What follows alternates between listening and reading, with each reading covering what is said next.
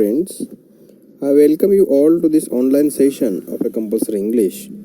In the last session, we have started discussing about uh, online editing, and we also came across the difference between editing a print material and editing an electronic material. We understand that in print material, we are supposed to suggest the corrections. However, in online editing, we are supposed to correct the errors instead of suggesting it. And for that purpose, we are supposed to use Microsoft Word software, or many times we also use DTP, that is generally used with the printing machines. So let us once again try to understand what exactly the online editing is. So and this is also assumed that all of you, as are for the final year of your graduation, you know computer very well. You are using Microsoft Office at your home for your academic purposes. So this is the assumption. If any one of you don't know about all these things, you have to go to YouTube or Google and try to understand the Microsoft Word and all other editing softwares. So let us now continue with online editing. We have already read this, but let us try to understand it once again. There is also a good demand for online editor in English language. Of course, as I told you, media is such a career corridor that can accommodate huge number of candidates. It requires, as it is ever expanding field. Many of the students, many of the countries, states were expanding this field of media. So as a result, you can see there are ample opportunities for the young students with skills or fluency in English language. To know the importance of electronic editing, proofreading, one can Google for the rates of online editing. So this is what you can see. The rates of online editing. You can also start your own business with certain skills of proofreading, certain skills of a grammar, certain skills of a English language fluency. Just like the proofreading of a printout, the editor also need to go for on-screen reading. So this is also in today's world where we were living with a computer, when we were using computer for every single use in our day-to-day life, we were also using it in our offices, and especially when we were doing a time-bound job in a newspaper agency or in a media agency. You can see many times we have to do the proofreading on screen instead of a print media. So all the English language skills important for editing of a print copy are essential for online editing. Besides, one need to master the use of MS Word for the desktop publishing, that is DTP. Then electronic editing involves making changes in computer documents. So this is what you can see. You can correct yourself. You can correct the document on your own instead of suggesting it and relying on the typewriter to do the corrections. You can directly go to your desktop or your computer, your Android based phone or Windows based phone, and start editing or start correcting the document. So this is what is given a very important thing, or a very important facility is given to us by such a kind of softwares. Along with font size, font type, use of words in capitals or bold letters, line spacing, margin, alignment, page layout, reference, style, header and footer, the editors have to check and insert cross references wherever necessary. So this is what you can see, and all these things you can understand. If you are not well versed with Microsoft Word, you can go to YouTube and find out the MS Word tutorials. In MS Word tutorials you will get how to use this software, and very easily we can use it, very easily we can edit document with this. The technicalities of editing online include functions like column break, as the newspaper articles are in columns. Of course, yes, you can see, and we have to learn that, we have to acquire this such a kind of a computer skills. And I am not saying that this is only related, this is only required for the job in journalistic, job in journalism, or job in a media, but it is also useful for your day-to-day work that you are supposed to do in your office, in corporate field, from a government office. You require MS Word. So there are certain examples given in this book. You can see the sample where you can go to the review and all markup, and you can do markup there with the help of this review, or you can understand, you can suggest the changes here. So this is what you can see, the two samples were given to you, and with the help of these two samples you can understand the use of a Microsoft Word. Many times what we do, we were generally concerned with the typing in a Microsoft Word. We were not going beyond that. So you can go beyond that and explore the software to such an extent that it will facilitate you with many things. So this is what is the important thing that you are supposed to understand, and you can understand this only when you go to you start your computer or your laptop and start exploring the things. Only after exploring the things you can very easily use these such kind of documents. Then the process of adding or deleting or replacing a word is easily carried out with the help of MS Word or MS Office. The options like synonyms or right click on a word increase the possibility of using words appropriate to the context. There is one more function you can see, F7 function. If you open your Word document and click on F7, you can understand that very easily this Microsoft Office will correct the errors that you have committed while typing. It will suggest you the space, it will suggest you the spelling, it will correct the structure. So it is also very significant, mechanical, but you can see very easily you can use it. So try to use F7 function when you write on a Microsoft Word. Then the users have a habit to rely entirely on the spell check features. So this is also you can rely on the spell check features also, but you should be very keen while understanding a spell check feature, because it gives a multiple options for the spelling, and you have to correct it manually. So this is what it will only suggest you the correct words, a list of words, and you are supposed to select one of them. So this is also a meticulous process, and you have to do it meticulously. There is a danger that the editor or proofreader may ignore vocabulary. So many times it happens with us when we do a spell check on with a online. You can understand we may make mistakes, or we may correct it with a wrong spelling. However, we need to be aware of spelling, meaning, and usage of British as well as American words. So this is what, as an editor, it is our duty to be keen about all these things. The corrections made can be showing using different colors.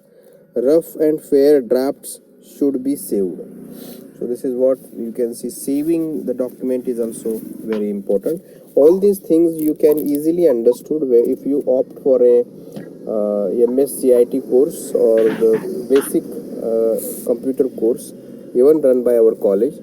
You can understand it very easily, and nowadays you can see the computers are available everywhere, so very easily you can understand understand to use it when you start using it.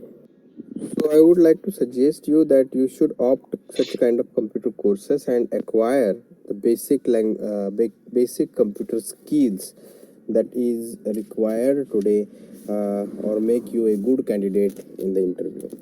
So we have already completed the second part of this unit, this module. We have learned about online editing, we have learned about a print media editing, and now in this section number 3, we are supposed to read about a script writing for radio and television. This is also a very interesting kind of skill. Most of us were creative writers. Most of us were think that we can write, but we fail to initiate or we fail to start the activity.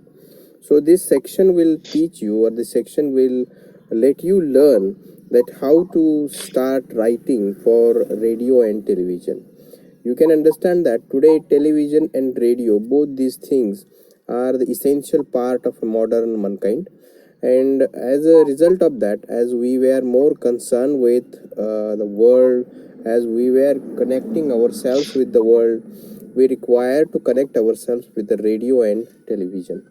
And in that situation, in that case, we also require a huge amount of a script writers for radio, script writers for a television. So let us now try to understand the skills or techniques required for the script writings for radio and television. So see, you have come across the difference between written English and spoken English in the previous year. Of course, yes, colloquial language is different and written language is totally different. So this is what we have learned in the last year, that colloquial language, how we speak, we never write it in that style, and how we write, we never speak in that style. So there is a difference between written language and spoken language.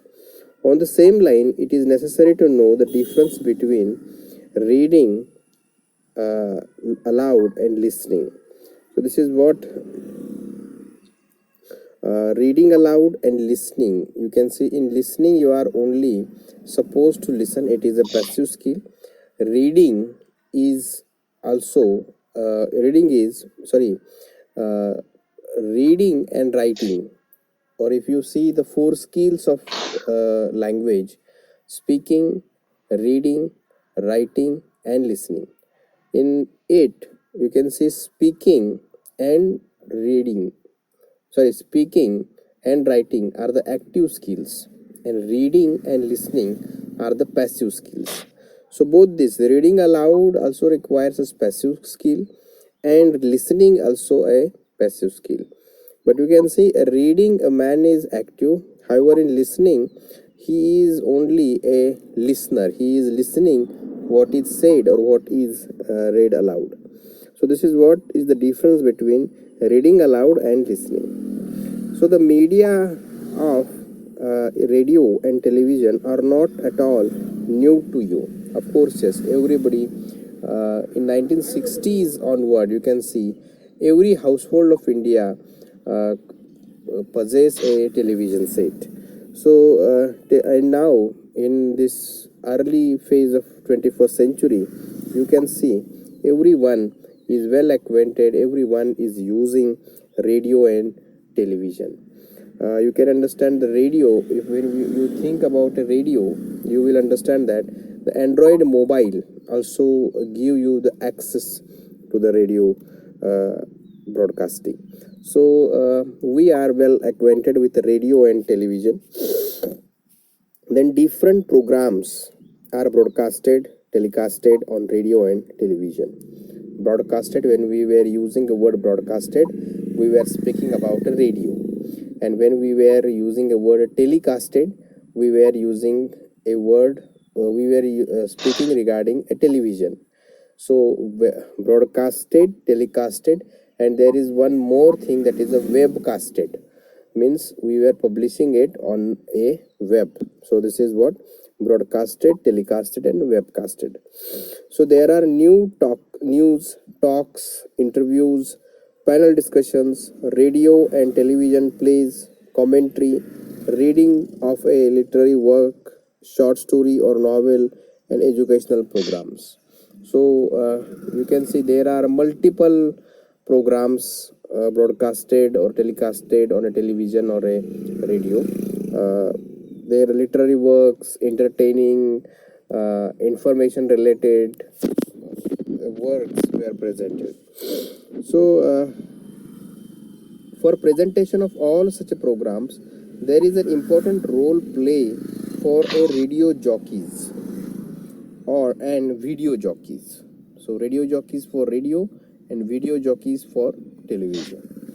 The presentation in all these programs should be a planned one, and of course, yes, you can see you were viewing or you were broadcasting, you were telecasting, you are webcasting for millions of people. So in that situation, in that case, you should be very keen about everything. You should plan everything, and as a result of that, when you are supposed to write a program on a radio, or when you are supposed to write a program for a television, you supposed to plan everything.